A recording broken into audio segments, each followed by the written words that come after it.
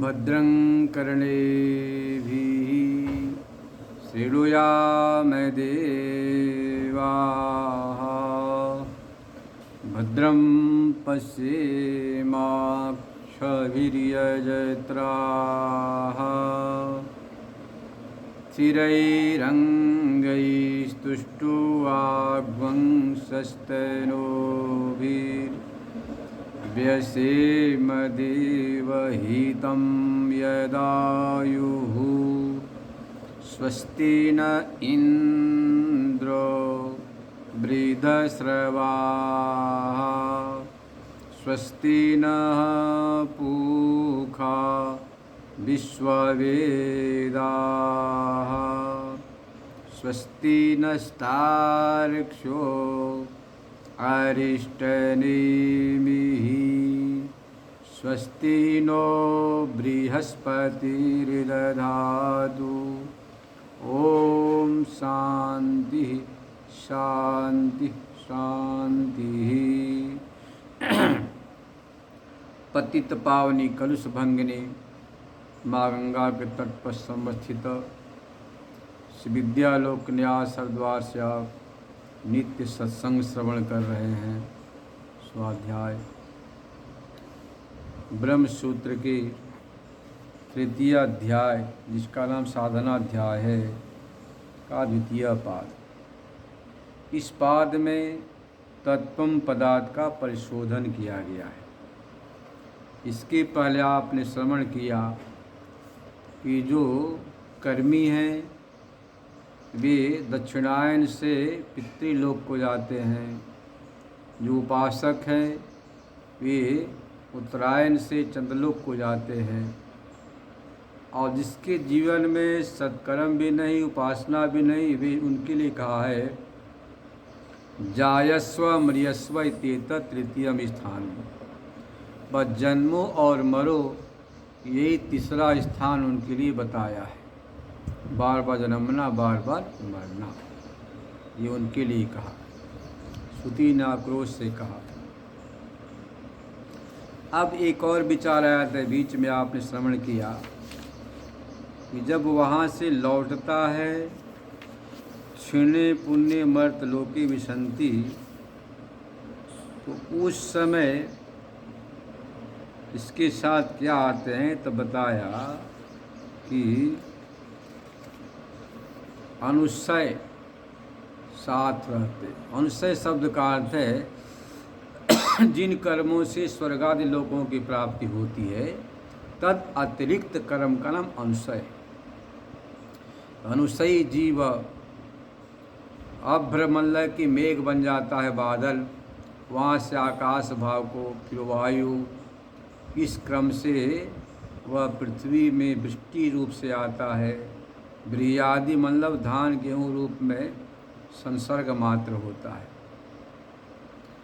जो अन्य जीव हैं उन जीवात्माओं का तो ब्रीयादि में भोग है, पर अनुसयी जीव का भोग न होने से संसर्ग मात्र है। इसके बाद जो जो खाता उसके शरीर में जाके वीर रूप में परिणत होता है, वहाँ से मातृकुक्ष में आता है। अब कहा कि ब्रीयादि की बाद में अतो वै दुर्निष्प्रपतरम, बड़ा कठिन है पुनः योनि की प्राप्ति। इसलिए क्योंकि अन्न सड़ गया, गल गया, नपुंसक खा लिया, कोई और खा लिया, तो फिर दोबारा लौटकर संसर्ग रूप से आना पड़ेगा। तो संसर्ग मात्र बताया था। इसका मुख्य जन्म है जो मातृकुक्षी में आता है, वहाँ अनुसयी जीव का मुख्य जन्म है। अनुसयी जीव मतलब कि पुण्य लोकों में पुण्य क्षीण होने के बाद जो अवशिष्ट कर्म, उस अवशिष्ट कर्मानुसार ब्राह्मण योनि, क्षत्रिय, वैश्य आदि योनि को प्राप्त करता है। और यदि पुण्य कर्म नहीं है तो कपूय चरणा मतलब निंदित पापीय कर्म है तो स्वयोनि, चांडाल योनि इत्यादि योनियों को प्राप्त करता है। यह बताया आपको इस तृतीय अध्याय के प्रथम पाद। अब द्वितीय पाद में तम पदार्थों का तत्व पदार्थों का शोधन किया है।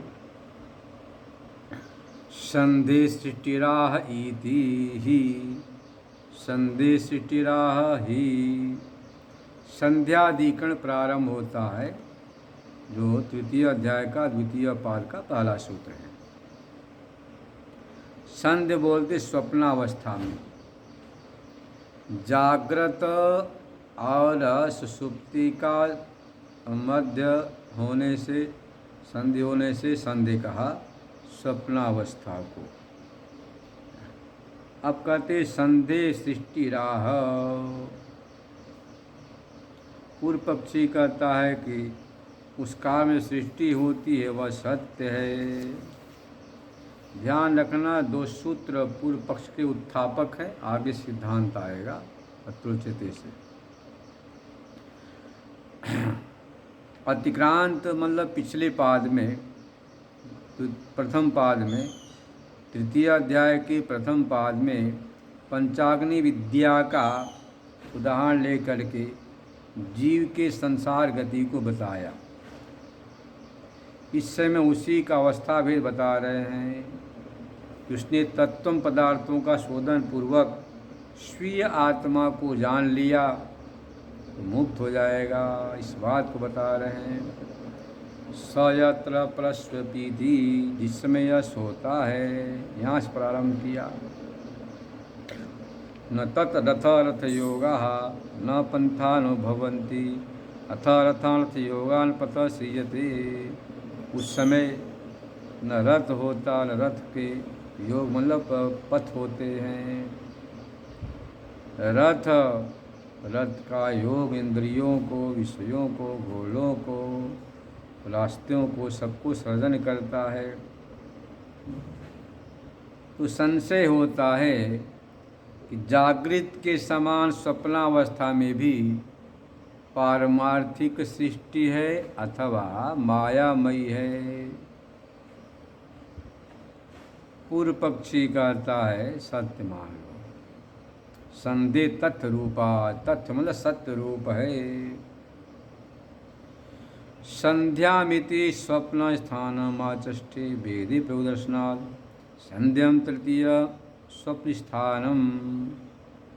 संध्य जो तृतीय स्वप्न स्थान, उसको संध्य शब्द से कहा गया है।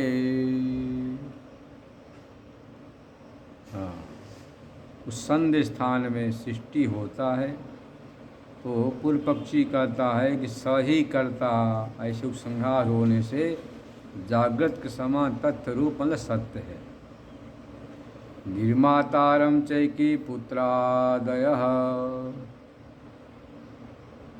निर्मातारम चैकी पुत्रादयः। कहते हैं कि उस शाखा वाले स्वप्न में उस कामों का निर्माता परमात्मा, ऐसा कहते हैं। श्रुति में काम सबसे इच्छा विपरीत है। तो कहते वही स्वयं ही जीवात्मा पुत्रादि का करता है। अपिचय के शाखिनों, किसी एक शाखा वाले संध मतलब स्वप्नावस्था में कामनाओं का निर्माता कहते हैं आत्मा को। यह ऐसा सुप्तेषु जागर्ति कामम कामम पुरुषो निर्माण, कामनाओं को बनाकर। पुत्रादयश्च तत्र काम प्रेयन्ते, पुत्रादि अपनी इच्छाओं से निर्माण करता है। शतायुषम पुत्र विनिष्व भी कठोपनिषद में है। कामानां ताम काम भाजम करोमि। प्राज्ञम चैन निर्मातारम प्रकरण वाक्य शेषा ब्रह्म प्रतिमा। प्राज्ञ मतलब ईश्वर ही इन सब का निर्माता है, ऐसा कोई ये कहते हैं। प्राज्ञ सीधम प्रकरण, प्राज्ञ का प्रकरण है। अनित धर्मानत धर्मात अमित समात कृता कृतात भी कहा गया है। यह प्रसंग प्राज्ञ का होने से ईश्वर ही स्वप्नावस्थान उन कामनाओं को, वस्तुओं को उत्पन्न करता है। वाक्य से भी पंक्ति आती है, तदेव शुक्रम तद ब्रह्मा तदेव अमृतम उच्यते तस्मिन् लोकाश्रिता सर्वे तदो नात्येति कश्चन। वह शुक्र स्वयं ज्योति स्वरूप है, वह ब्रह्म है, अमृत है, उसमें सारे लोग आश्रित हैं, उसका कोई अतिक्रमण कर नहीं सकता है। तो प्राज्ञा कर्तिका सृष्टि तत्रूपा समधिका जागृताश्रया यथा स्वप्नाश्रया भी सृष्टि भवितुमर्हति। जैसे जागृत में तथ्य है वैसे ही स्वप्नावस्था सृष्टि सत्य ही है। अधो खलुवाहो जागृत देशे वश्य साहिति जानी ही वह जागृत श्रीतानि सुप्ता विराट उपनिषद में कहा गया है कि जागृत देश है, जिनको जागृत में देखता उसी को सुप्त होने के बाद देखता है। तो जागृत स्वप्न में समानता होने के कारण से तस्मात् तथैव यह जो स्वप्नावस्था की सृष्टि वह भी सत्य है, ऐसा पूर्व पक्ष के प्राप्त होने पर सिद्धांती कहता है ऐसी बात नहीं है। स्वाप्निक सृष्टि तथ्य नहीं बल्कि मिथ्या है, काल्पनिक है, वासनामय मायामय है। माया मात्रम तु कास्येन अनिव्यक्त स्वरूपत्वात्। माया मात्रम तु कास्येन अनिव्यक्त स्वरूपत्वात्। कहते माया मात्र है, वास्तव में तो कैसा है माया मात्र, कास्येन मतलब देश काल सभी जो चीज़ है उनकी वहाँ व्यक्ति नहीं होती है। आप सोए हैं हरिद्वार में, सपना देख रहे हिमालय का, उस देश में जाकर देखना संभव नहीं है। काल भी कुछ और होता है अवस्था। आप यहाँ भोजन करके सोए वहाँ भूखे दिखाई पड़ते, इसलिए कहते माया मात्र है। संपूर्ण रूप से देश काल अवस्था का अव्यक्ति न होने से वह मायामय है। तो शब्द पूर्व पक्ष की व्यावृत्ति के लिए है कि जो उसने कहा था तत्रूप स्वाप्निक सृष्टि नहीं है, माया मात्र है। नहीं परमार्थ वस्तु विषयाणि देश काल निमित्तानि अबाधश्च स्वप्ने संभाव्यते। देश काल निमित्त जो स्वप्नावस्था में देखते हैं सत्य होता, तो जागृत में उसका बाध नहीं होता, वह बाध होता है। न तावत् स्वप्ने रथादि न उसदो देश संभवती। स्वप्नावस्था में रथादि का उचित तो वह देश काल भी संभव नहीं है, संभव है। नई समृद्धि देह देशे तथा देव अवकाशम लभेरन। संकुचित हृदयाकाश है, या आप जहाँ पर सो रहे वहाँ पर कमरा बंद कर जहाँ सो रहे वहाँ पर तथादि के लिए अवकाश उपलब्ध नहीं होता है, स्थान उपलब्ध नहीं होता है। बहिर्देशा स्वप्नम दृश्यति देशांतरित द्रव्यग्रहणात् दृष्टि बहिर्देहा स्वप्नम। श्रुति कहती है कि आप शरीर से बाहर स्वप्न को देखते हैं। बहिष्कुलायात अमृतश्चरित्वा, कुल शरीर बोलते हैं, शरीर से बाहर जाकर स्वप्न को देखकर सो ईयते अमृतो यत्र कामम, पुनः वह लौटता है अपनी इच्छानुसार सारे संसार का सृजन करता है स्वप्नावस्था में वासना से माया से। इस प्रकार से स्पष्ट हो रहा है कि जो स्वाप्निक जगत है वह वास्तव में मायामय है, वासनामय है। जिस चीज़ को जागृत में आप सोचते हैं, देखते हैं, सुनते समय तो उसी का संस्कार पड़ता चित्त में। सोने के बाद उसी को आप स्वप्नावस्था रूप से खड़ा करके देखते हैं, अनुभव करते हैं। क्षण मात्र में आप 1000 योजन दूर चले जाते हैं। आप सो रहे बम्बई और पहुंच जाते हैं हरिद्वार, हिमालय हैं, पहुंच जाते बम्बई सपना में, वहाँ सबको निर्माण करके देखते हैं। तो स्वप्न जो है वह माइक है, वासना में है। अच्छा, स्वे स्वे शरीर यथा काम परिवर्तते, अपने ढंग से सपना को बनाकर एक मुहूर्त में तमाम सपनों को वह देख लेता है।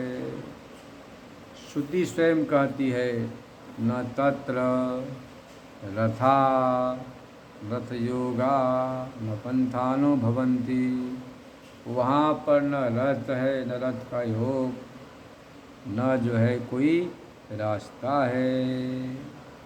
स्वप्नावस्था में वास्तव में कुछ भी नहीं है। न रथ है, न रथ के योग, मतलब अस्वादी नहीं है, न मार्ग है, फिर भी सबको देखते हैं। तस्मात् माया मात्रम स्वप्न दर्शनम, आचार्य कहते इसलिए क्या सिद्ध हुआ, माया मात्र है स्वप्न, इससे भिन्न कुछ भी नहीं है। सूचकश्च हि श्रुतिर आचक्षते च तद्विदः, सूचकश्च हि श्रुति आचक्षते तद्विदः, ये सूचक होता है। जो सूच्यमान तो सत्य है, पर सूचक मिथ्या है। आपने सपना देखा, जगने के बाद उसका परिणाम सत्य निकल गया। जो आप देखते हैं वह तो सूचक है, मिथ्या है, परंतु उससे सूच्यमान जो घटना है वह सत्य हो जाती है। ये कह रहे इससे मतलब स्वप्न के फल को जानने वाले कहते हैं कि सूचक है श्रुति। माया मात्र, यदि ये उपनिषद में श्रुति आती, मंत्र आता है, यदा कर्मसु कामेषु स्त्रियं स्वप्नेषु पश्यति समृद्धिं तत् जानीयात् तस्मिन् स्वप्न निदर्शने।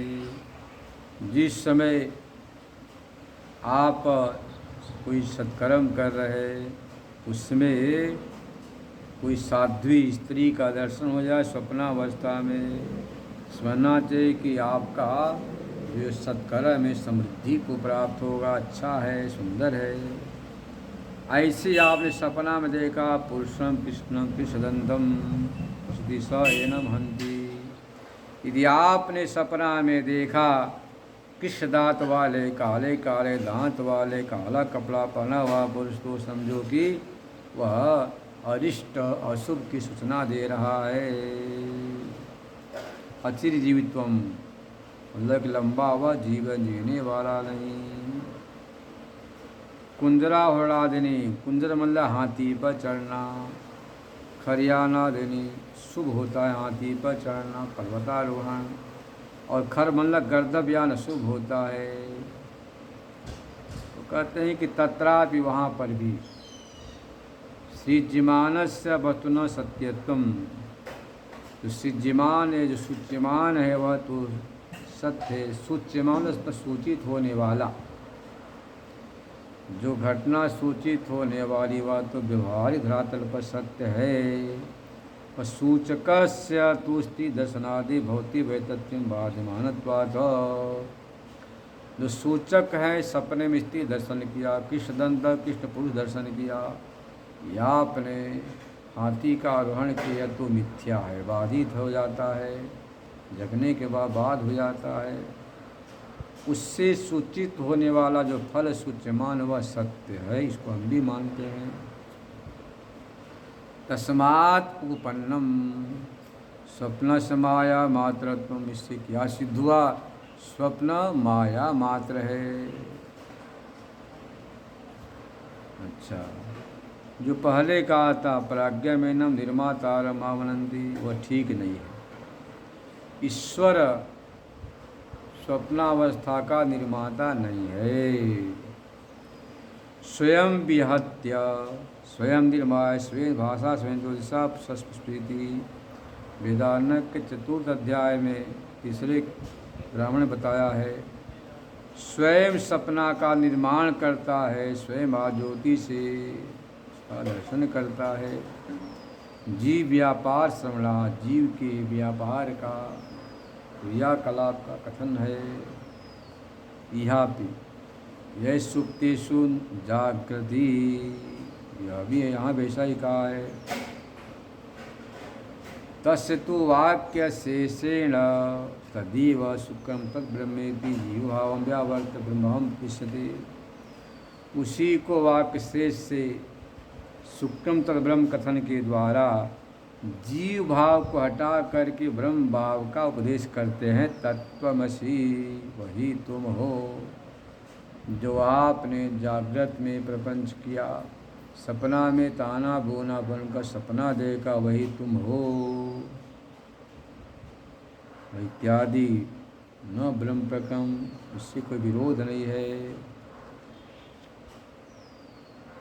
न चस्मा भी स्वप्ने भी प्राग व्यवहार करेगी, स्वप्नावस्था में प्राग के व्यवहार का हम खंडन नहीं करते हैं।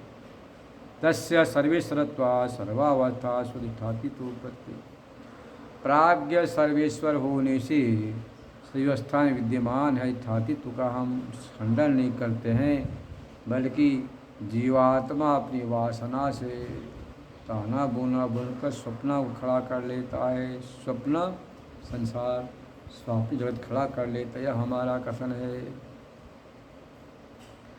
परमार्थिक तुलायम संध्या श्रय सर्गो वेदादि सर्गवत प्रतिपायते। वास्तव में स्वप्नावस्था में वेदादि सर्ग के समान वास्तविकता कुछ भी नहीं है, क्योंकि आँख खोलने पर पूरा स्वाप्निक जगत का बाध हो जाता, कुछ भी उपलब्ध नहीं होता है। और हमारे सिद्धांत में आकाश आदि का भी आत्यंतिक सत्यत्व नहीं है, मात्र व्यवहारिक सत्य है। यह हमने प्रतिपादन भी किया है। तद अनन्यत्वम आरम्भण शब्दा दिव्य सूत्र में प्रतिपादन किया है। इत्यत्र समस्तस्य प्रपंचस्य माया मात्रत्वम, ये पूरा प्रपंच ही माया मात्र है, इससे अधिक कुछ भी नहीं है। प्राक तो ब्रह्मात्मत्व दर्शनात् वेदादि प्रपंचो व्यवस्थित रूपो भवति। आत्मदर्शन से पहले आकाशादि प्रपंच व्यवस्थित रूप होता है। संध्या श्रय तो प्रपंच प्रदीनम वायते वैशेषिकम इदम संध्या समय मात्र मोहितम।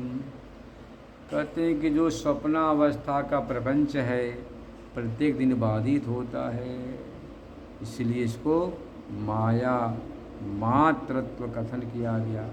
माया मात्र दोनों है, परंतु इसमें स्मंत्र किया है कि जो व्यवहारिक जगत है ज्ञाता अज्ञातिक सत्ताक है,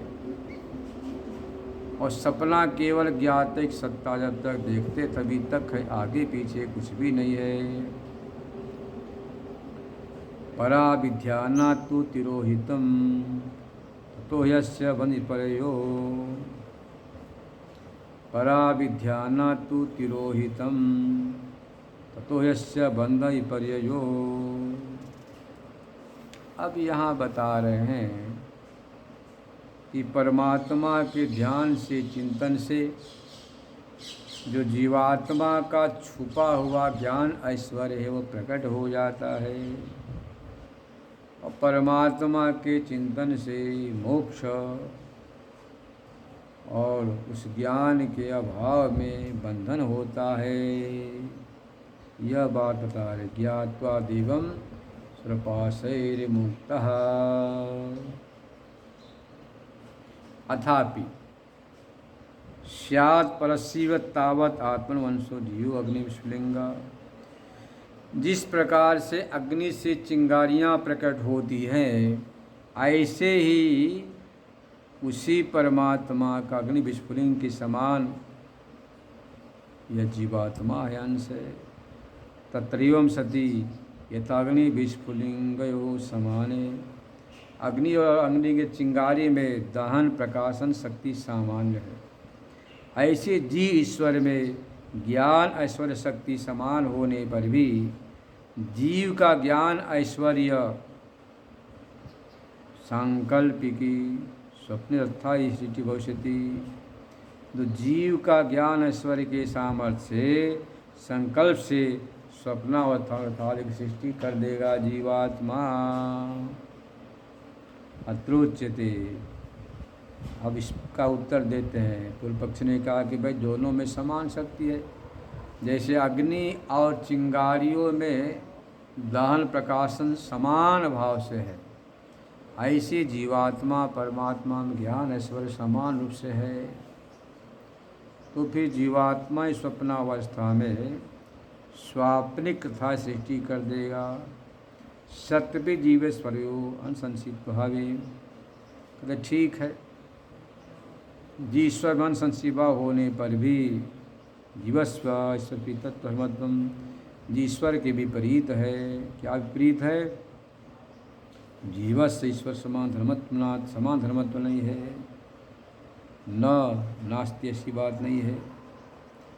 सिद्धांत का ऐसी बात नहीं है। विद्यमान पे तत्तिरोहित विद्यादिवधाना।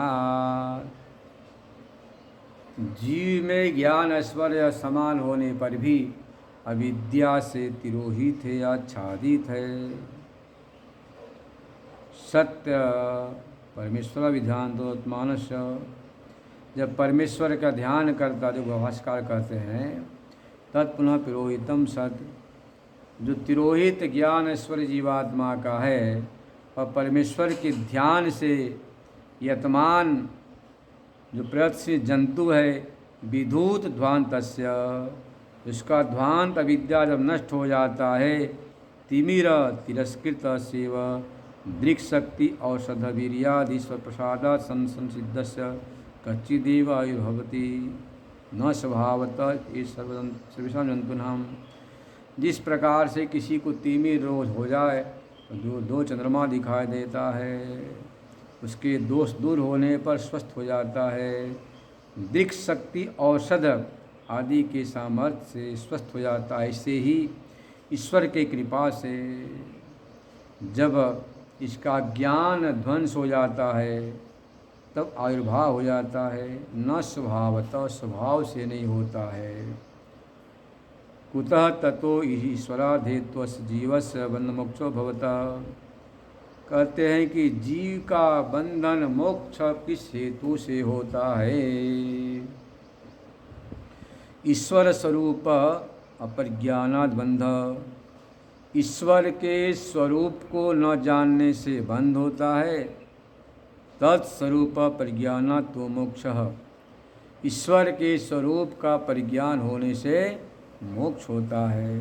श्रुति भी कहती है, ज्ञात्वा देवं सर्वपाशापहानि क्षीणैर्क्लेशैर् जन्म मृत्यु प्रहाणी तस्याभिध्यानात् तृतीयं देहभेदे विश्वैश्वर्यं केवलाप्त कामः इत्यादि श्रुतियाँ भी कहती हैं उसी के विषय में।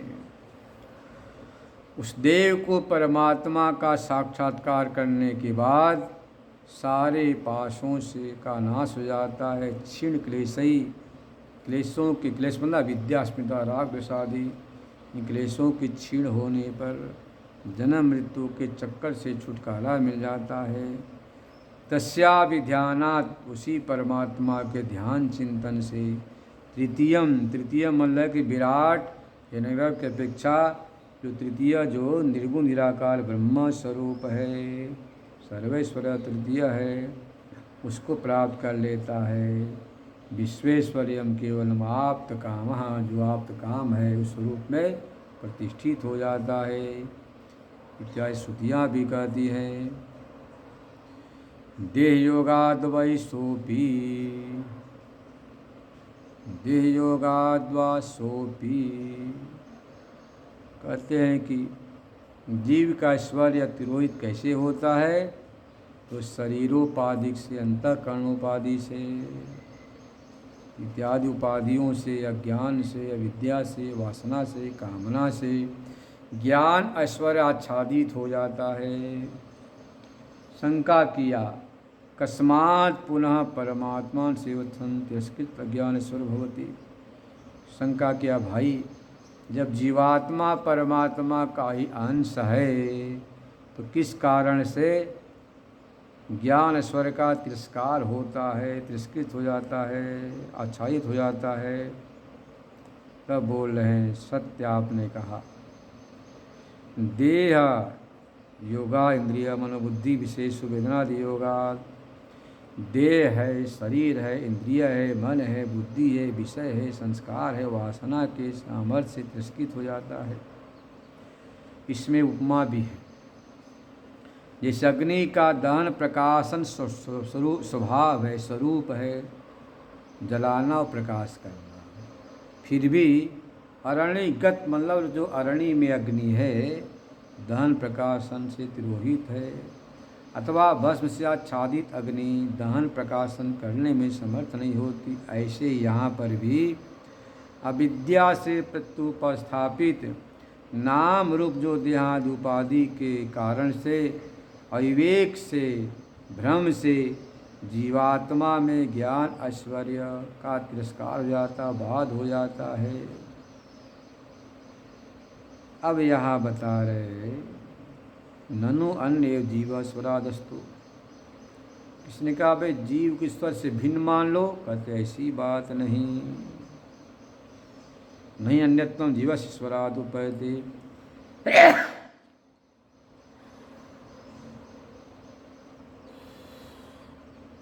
जीव ईश्वर से भिन्न है ऐसी कल्पना नहीं कर सकते हैं।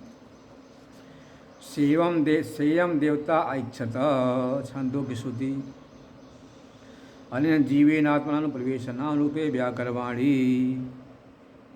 आत्मा सबसे जीव का परामर्श है, कथन किया गया है यहाँ पर। तत्सत्यम स आत्मा तत्मसि श्वेत केतु, वही सत्य है हे श्वेत केतु।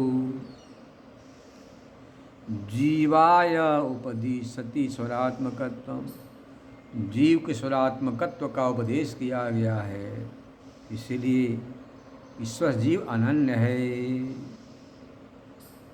यदि च सांकल्पिकी स्वप्ने सथादि सृष्टि सात निवनिष्ठम कच्चि स्वप्नम पश्येत।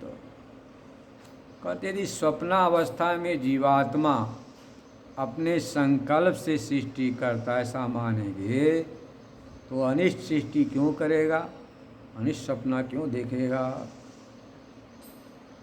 नहीं कच्चनिष्ठम संकल्प दे, कोई अनिष्ट संकल्प नहीं करता है। जागृत देश श्रुति स्वप्न सत्यत्व स्थापयति न तत्साम्यवतम सत्यत्व विप्राय ज्योतिष विरोधात्। जागृत देश में उपलब्ध न होने से स्वप्न में सत्यत्व नहीं कर सकते हैं। श्रुति में भी कहा रथादि का भाव होता है। फिर स्वप्नावस्था क्या है, स्वापनिक संसार क्या है? तो उत्तर दे रहे हैं जागरित प्रभव वासना निर्मितत्वा। तो स्पष्ट कर दिया, जागृत अवस्था में जो वासनाएं हैं उसी वासनाओं से स्वप्नावस्था का निर्माण होता है। तत्तुल्य निर्भाषत अभिप्राय, उसके समान ही आप सपना देखते हैं। जैसा आपने जागृत में सोना देखा, समझा, संकल्प किया, उसी के अनुसार सपना का अनुभव होता है। तस्मात् उत्पन्न स्वप्न समाया मात्रत्वम। इससे क्या सिद्ध हुआ कि स्वप्नावस्था माया मात्र है। सिद्ध कर दिया कि आपको सपना है वह आपका माया मात्र है। वास्तव में विचार कर देखा जाए कि पूरा संसार ही माया मात्र है। माया मात्रमिदं द्वैतम अद्वैतम परमार्थतः। ये पूरा संसार ही माया मात्र है। अद्वैत एक परमार्थ है, सत्य है। परमार्थ शब्द की परिभाषा है त्रैकाल अबाध्यत्वम परमार्थिकत्वम, जिसका तीनों काल में बाध न हो। घटा लीजिए, जो आप कहते मैं हूँ, इस मैं पना का न जागृत में बाध नहीं, सपना में नहीं, सुसुप्ति में नहीं।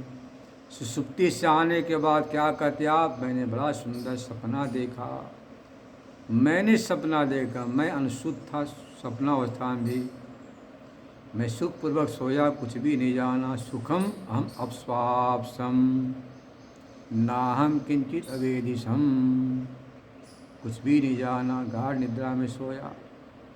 सुसुप्ति में बना हुआ था, सुसुप्ति से मैं का बात नहीं, न जागृत में बात, न सपना में बात। परंतु शरीर का देखो, जागृत का सपना में बात हुआ, सपना सुसुप्ति में बात हुआ, सुसुप्ति का जागृत में बात हो गया। इन अवस्थाओं से बात नहीं, देश काल से बात नहीं। जब मैं हरिद्वार और मैं बम्बई घूम रहा था, मैं एक ही है, जो बम्बई था वह हरिद्वार है। देश से बात नहीं, काल से भी नहीं। शिशु अवस्था में था वही इस युवा अवस्था में है। इस प्रकार से उसका काल से ही बात नहीं हुआ, देश से, काल से, अवस्था से, व्यवस्था से। तो मैं पद का जो लक्ष्यार्थ है आत्मा, उसका किसी देश से, काल से, अवस्था से, व्यवस्था से, चाहे आपकी अवस्था 5 वर्ष की या 25 वर्ष की या 85 वर्ष की हो, कोई फर्क नहीं पड़ता। आप कहते हाँ, मैं जो बचपना में इतना कूदता खेलता था, बुढ़ापे में अब तो कुछ भी संभव नहीं, उल्टे लकुटी लेके चलना पड़ता है, इतना दुर्बल कमज़ोर अशक्त हो गया। तो देखो, शरीर का बाद हुआ, जो बचपना में शरीर था उसका जवानी में बाद, जवानी का बुढ़ापे से बाद, पर मैं का बाद नहीं हुआ। जो मैं था बचपना में वही जवानी में, वही बुढ़ापे में। तो मैं पद जो आपका क्या बोलते हैं, जो लक्ष्यार्थ है, वह जस का तस है। तो त्रैकाल अबाध्य का नाम सत्य है। मैं शब्द का जो लक्ष्यार्थ आत्मा कुटस्थ है वह तो सत्य है, और मैं का जो वाच्यार्थ है वह व्यवहारिक सत्य है। इसी को वेदांत कहता है। भाई देखो, जो मैं शब्द का वाच्यार्थ केवल व्यवहारिक सत्य है, जो लक्ष्यार्थ है वह पारमार्थिक सत्य है, और स्वप्नादि प्रातिभाषिक हैं, प्रातिभाषिक सत्य है। जिस काल में आप सपना देखते उस समय सपना वह सत्य भाषित होता है। सपने में भूख लगने के बाद स्वप्नावस्था का ही भोजन आपके पेट को भरेगा। आप जागृत में तो पूरा ठूस ठूस कर भोजन करके सोए थे, ठट्टी डकार आ रही, और सपना में विपरीत देखते हैं कि मैं बड़ा भूखा हूँ, दर दर भटक रहा हूँ, जंगल में भटक रहा हूँ भोजन के लिए, फल के लिए, कंदमूल के लिए। तो स्वाप्निक अवस्था का जो सुख दुख है वह स्वाप्निक वस्तु से ही दूर होता है, जागृत से नहीं। इसलिए कहते हैं कि प्रातिभाषिक सत्य उस काल तक सीमित होता है, पर पारमार्थिक सत्य त्रैकाल अबाध्य, तीनों काल में इसका बाध नहीं होता है। इसका नाम पारमार्थिक सत्य है। वह मात्र एक आत्मा ही है, वही आप आत्मा है। यदि आपने पारमार्थिक सत्य जो त्रैकाल अबाध्यत्व है उसके लिए आपने हृदयंगम कर लिया, जान लिया, पहचान लिया, तब तो जीवन यात्रा सफल हो गई। यदि आपने उसको नहीं जाना तो कहते सब कुछ जानना भी व्यर्थ है। जैसे कहता ना, पंडित महाराज काशी से आ रहे थे, अपने गांव को जा रहे थे। अब पढ़े लिखे का स्वभाव होता है गप करना। नायक से पूछा, बता तूने क्या क्या पढ़ा है, ऋग्वेद पढ़ा कि नहीं? बोला महाराज नहीं पढ़ा। सामवेद नहीं पढ़ा।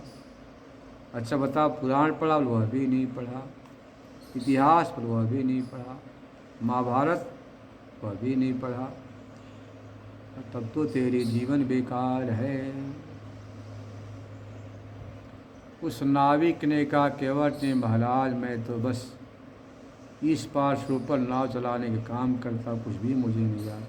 तब तो तेरा जीवन 3 बेकार हो गया, आधा नहीं आधा से अधिक बेकार हो गया। अब उस नाविक ने कहा महाराज बताओ तैरने जानते कि नहीं इस पार से उस पार?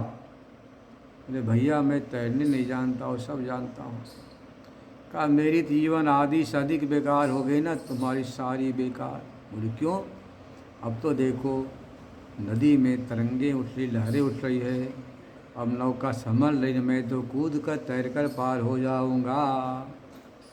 आप नदी में गोविंदाय नमो नमः।